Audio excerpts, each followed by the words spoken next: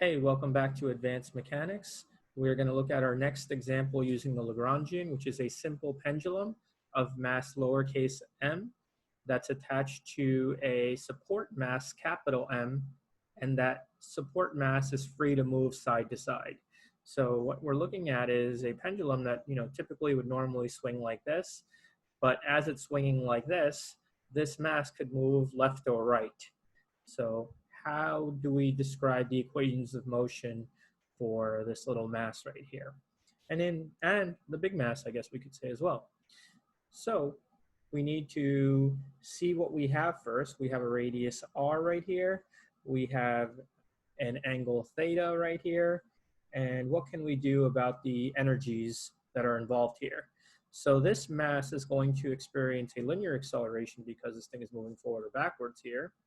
And we could write that as the kinetic energy, Ke, is going to equal 1/2 big M x dot squared. That's the linear motion of the big mass here. But the little mass is also going to experience that as well. So we could write that as plus 1/2 little m.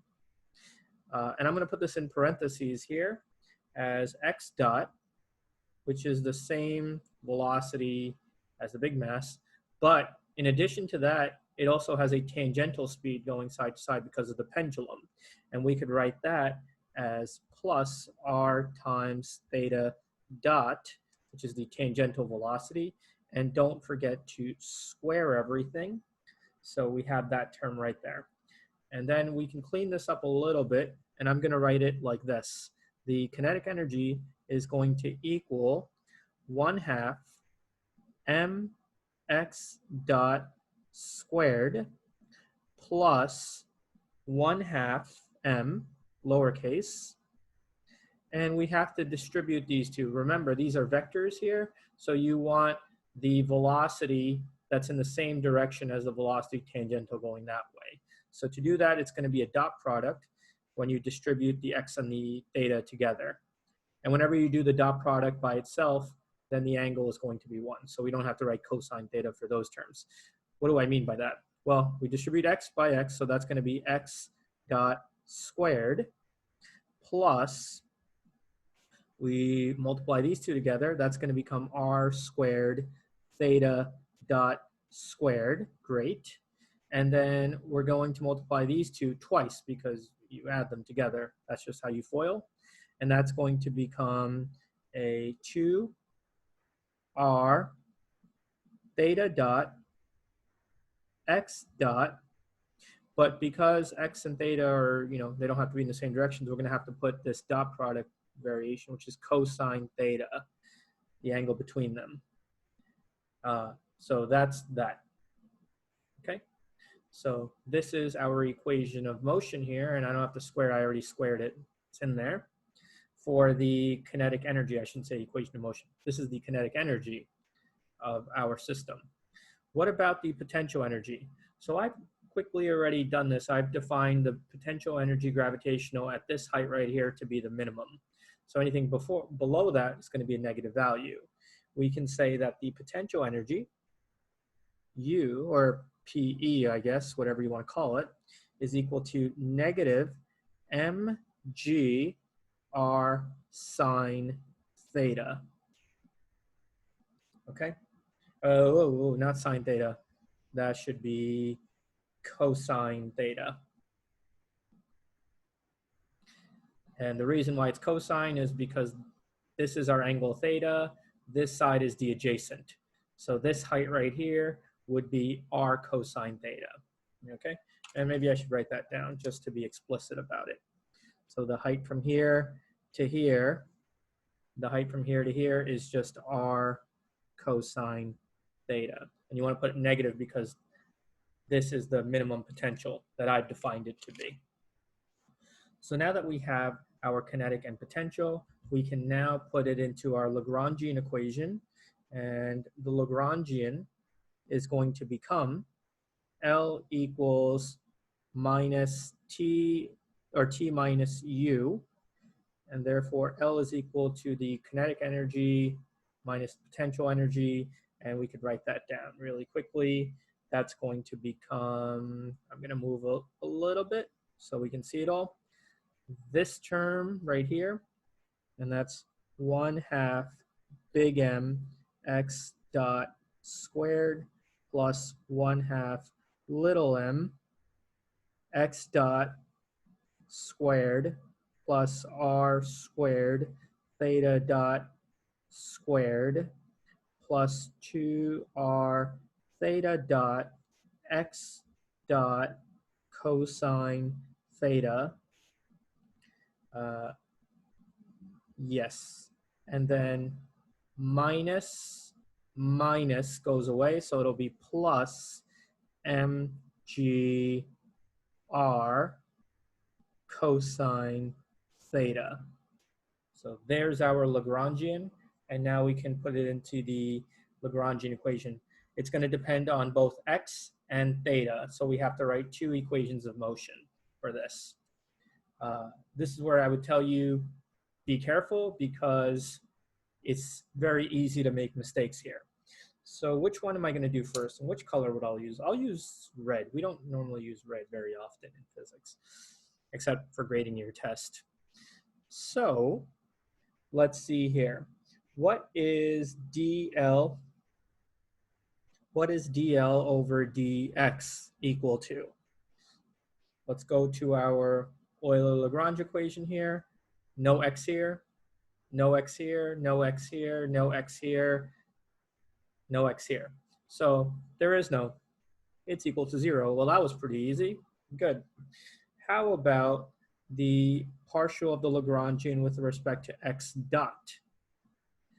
So let's see, and I'll put an apostrophe here. What about the partial of the Lagrangian with respect to x dot? Well, there's an x dot here, so we're going to have that term. The partial derivative of this is going to become big M x dot. Okay, that's not so bad. And we're going to add to that the next term here. Well, this is going to be a similar idea right here. So the 2 goes into the 1/2 here, and we're left with m lowercase x dot. Not so bad. Over here, nothing. There's no x dots here. Over here, there's a 2, and the 1/2 will cancel each other out. And we have an x dot. The derivative of x dot with respect to x dot is just 1.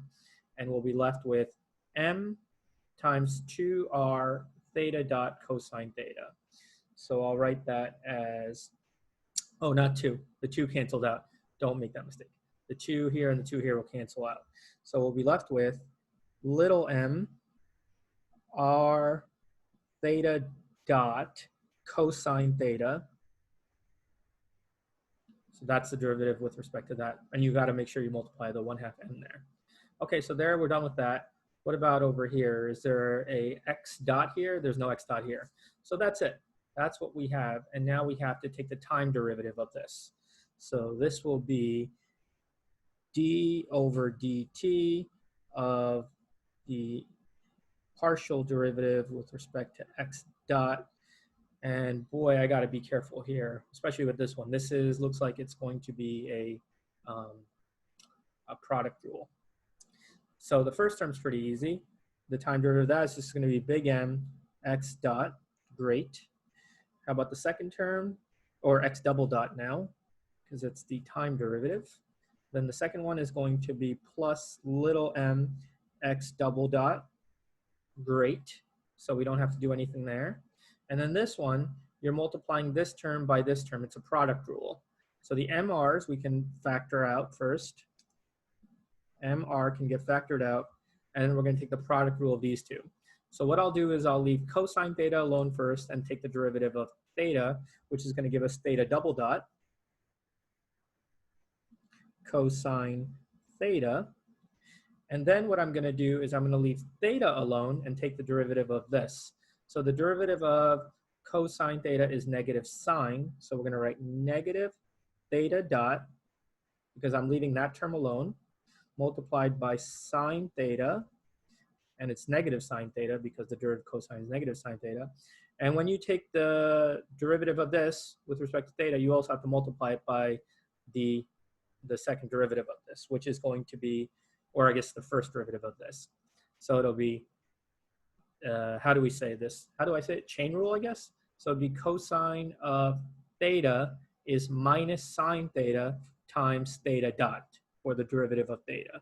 So multiply that by theta dot. All right. And can we clean this up? I think we can. I'm going to, I guess, set all of this term right here equal to this term. That's what our Euler-Lagrange says. And I didn't write it, so maybe I'll write it up here. The Euler-Lagrange says that dl over dx, the partial, is equal to d over dt of dl over dx dot. And to save myself room, because I don't want to rewrite this line again, what I'm going to say is this term right here has to equal this term, and this term is 0. So all of this has to equal 0. Okay? And from there, we can solve for x double dot. How are we going to do that? I can bring all of this term to the other side. So we've got x double dot, parentheses, big M plus little m, is equal to, and what could I do here? If I'm going to bring this to the other side, I could distribute the negative sign into here. And will that do anything? Yeah, it'll make this thing negative. So we bring this term to the other side. And it'll be negative mr squared. So then you just flip the signs over here, and it'll be mr. And we got rid of the negative by distributing the negative into here. So this will become theta dot sine, oops, theta dot squared. Look at that. There's theta dot, theta dot. So it'll be theta dot squared sine theta, good, minus theta double dot cosine theta. And I should point out that it's easy to make mistakes here, so you have to be very careful about what's going on throughout the whole thing. Okay, and I think all we have to do is then just divide both sides by big M plus little m, and I'll do that. So I'll take that out, and I'll divide by big M plus little m. And there we go. We have our first equation. But there's a problem, hopefully you can see it, is that the acceleration along the x direction depends on the angular acceleration as well. So we need to get rid of this angular acceleration term somehow. And the way we're going to do that is we're going to repeat this, but for theta now. So let's do that over, oh, where am I going to do that without running out of room? And what color would I use too? So I have all this space here. We got to save some trees. Let's start over here. And we'll look at our Lagrangian, and we're going to first do dl over d theta. And we're going to see what that's equal to. So no theta term here, gone. No theta, no theta. There's a theta term here. So the derivative of cosine is negative sine. Make sure the 2 and the 2 here multiply out. So we have negative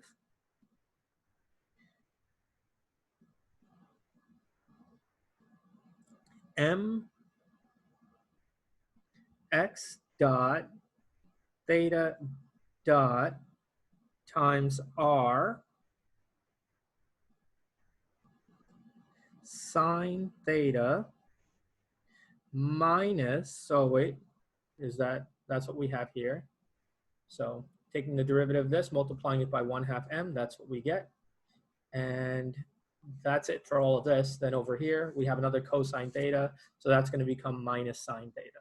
So it'll be minus mgr sine theta. Okay. So you could always just check my work to make sure I did that right. Or through the power of editing, I did it correctly. So what are we going to do next? We're going to take the partial of the Lagrangian with respect to theta dot now. Okay, so let's do that. I don't see a theta dot here, so gone. I don't see a theta dot here, so don't have to worry about. I do see a theta dot here and here, so I need to work out both of these, but I don't see one here. So I'm only going to be taking the derivative of both of these and multiplying it by 1/2 m. The first one right here, you bring the 2 to the front, the 2 and the 2 go away, and you're left with m r squared theta dot. So we have m r squared theta dot. That's the derivative of this term. And then over here, the 2 and the 2 will cancel each other out, and the theta dot, the derivative of that is just 1. So we'll be left with m times r x dot cosine theta. I believe I said that correctly. Yeah. And there'll be a plus sign. So plus m x dot r cosine theta. So now that we have this term, we need to take the time derivative of it. I don't know if I'm going to have enough space to do it over here, but you know, let's see what happens. So we're going to do d over dt of the dl over d theta dot. Oh boy, let's see what happens. So the first term's pretty easy. This is just a double derivative term. So we'll have mr squared theta double dot. Okay, so far so good. Here's where we run into problems because we have an x dot and a cosine theta, so we have to do the chain rule or the product rule. So plus, let's factor out the mr first. So mr comes out, and now we're just taking this thing times this thing. So what should I do first? I'll take the derivative of this and leave this term alone.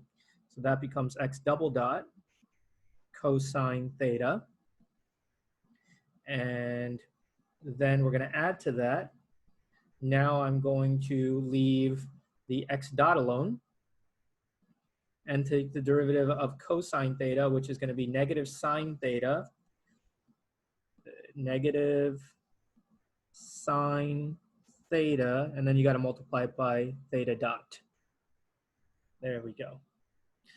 Okay, so we have our two terms. We have this term here, and we're going to set it equal to this term right there. So where should I do that? Let's do that. I think we have enough space to do it right here. And we're going to stick to black.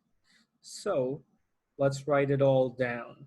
We have mr squared theta double dot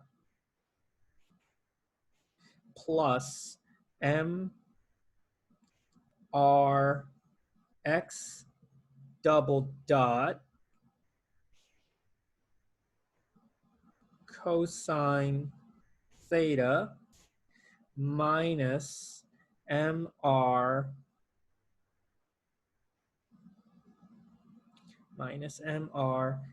x dot theta dot sine theta.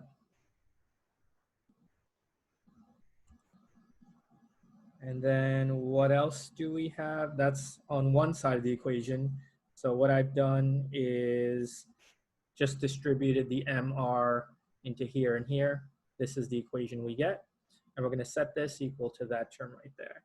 So all of that is equal to negative mx dot theta dot r sine theta minus mgr sine of theta.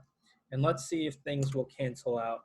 Well, I see this term here, and I see the same term right here, and they're both negatives. Perfect. All of that is gone. Great. What else can we get rid of? We can get rid of the mass terms because we have a mass here, and a mass there. So those terms will go away. And that. And is there anything else? We could get rid of one of the r's as well, it looks like. So this r is gone, this r is gone, and this r squared becomes just a regular r. And I'm just gonna clean it up and see what all of that looks like now. What happened to my black pen? There he is, or she.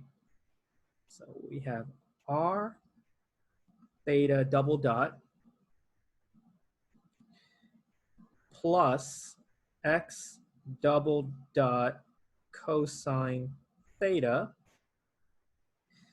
is equal to negative g sine theta. G sine theta. Okay, and I think that seems like it's correct. And then what could we do from here? We could bring this term to the other side, I suppose, and we end up with r theta double dot is equal to negative x double dot cosine theta minus g sine theta. So that's something we could do. And let's try to see what this equation is telling us. Well, theta double dot is alpha, the angular acceleration, times r. The angular acceleration times r gives us the tangential acceleration. And the tangential acceleration is going to depend on the acceleration from this block accelerating back and forth, and the acceleration of the swing because of gravity. So there's an acceleration going back and forth because of that. So that's interesting. That's what we end up with. And this is our second equation, and I'll put it in blue.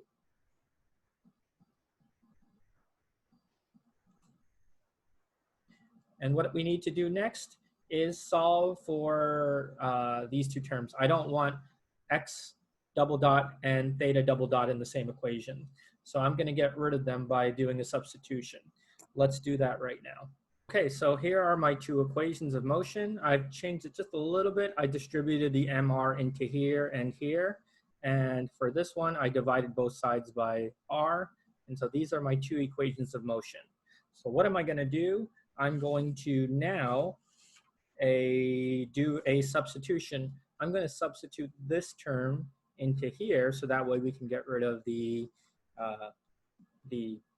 theta double dot here. So let's write that out. It's going to become x double dot is equal to mr theta dot squared sine theta minus mr cosine theta, so mr cosine theta, and then this term right here I'm going to replace right now. It'll be negative x double dot over r cosine theta minus g over r sine theta. Whoa, didn't want to put a parentheses there. Sine theta. Okay, so there's that, and we have to divide all of this by big M divided by little m.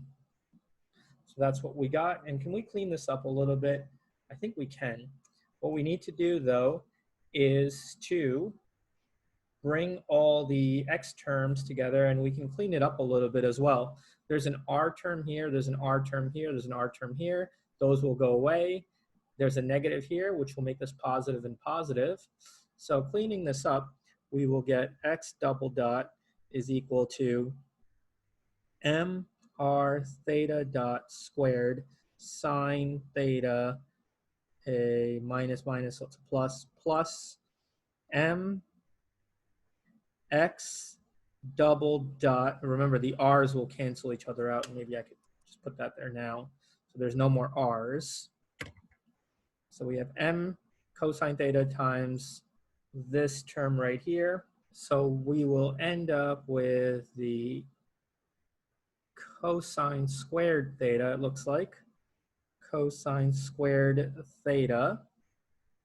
Okay, so m cosine theta x dot cosine theta. So that's that term.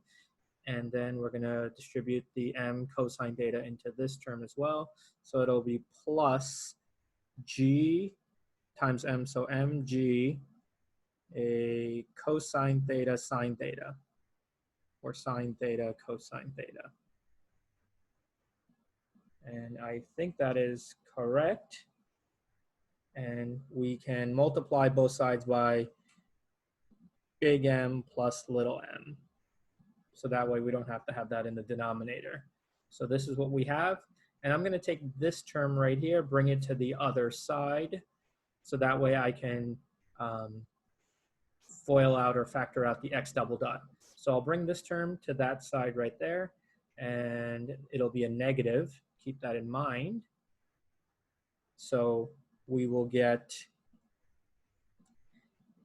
m plus little m, that's these two, and then m cosine squared theta, so minus m cosine squared theta, x double dot is equal to m r theta dot squared sine theta plus mg sine theta cosine theta. That looks to be right. And what can we do? We can factor out the m's. We can factor out a sine theta as well. And we can divide all of this term out. So we'll end up with x double dot is equal to m comes out. The sine theta will come out from these two. And we'll be left with r theta dot squared, r theta dot squared, yeah, plus the g cosine theta, it looks like. So g cosine theta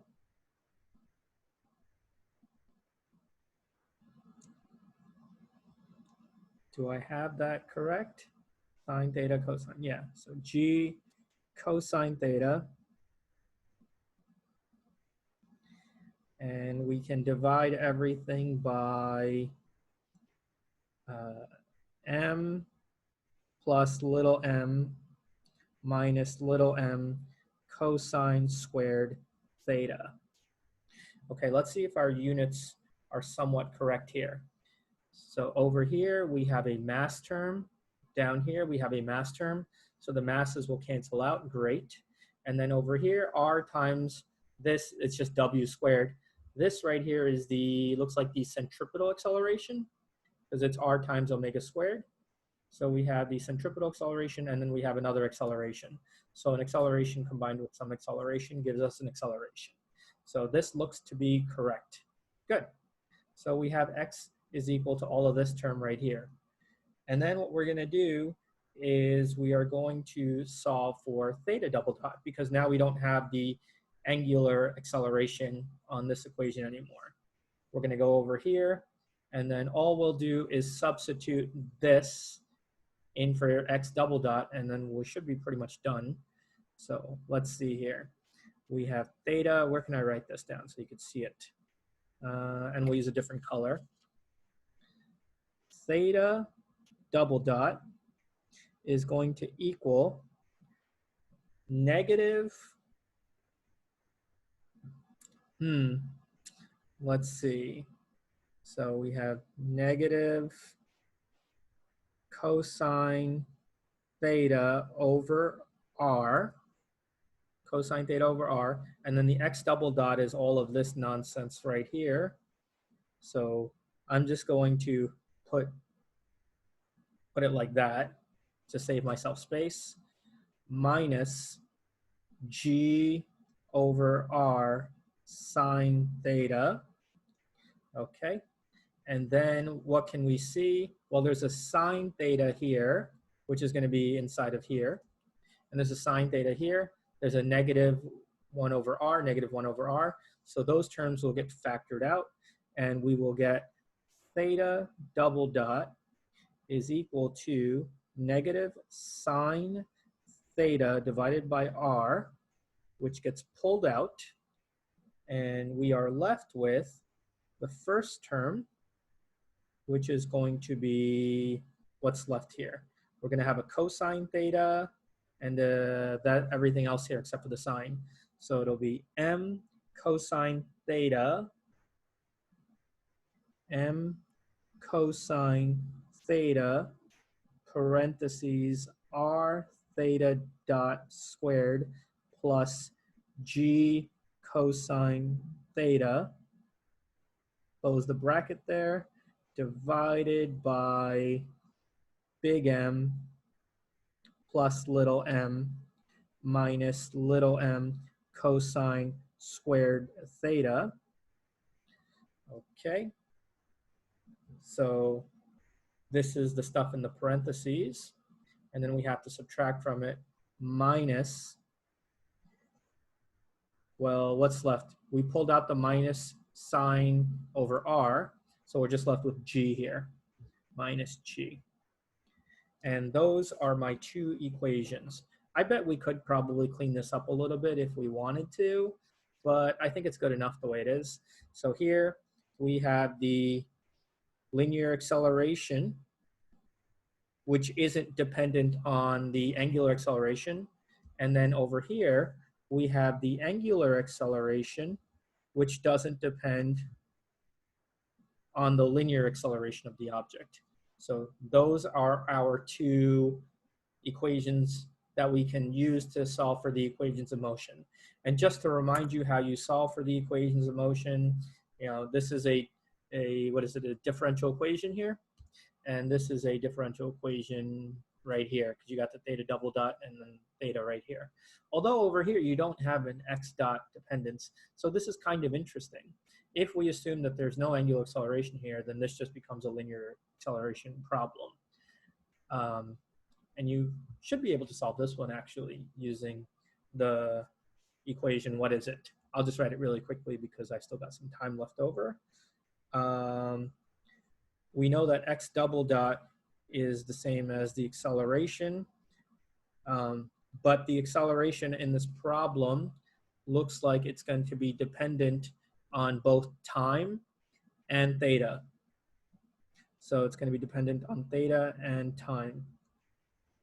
So you have to integrate that in order to solve for it. And that's like the next level of physics. So this is advanced mechanics, but then there's even more advanced stuff you could do.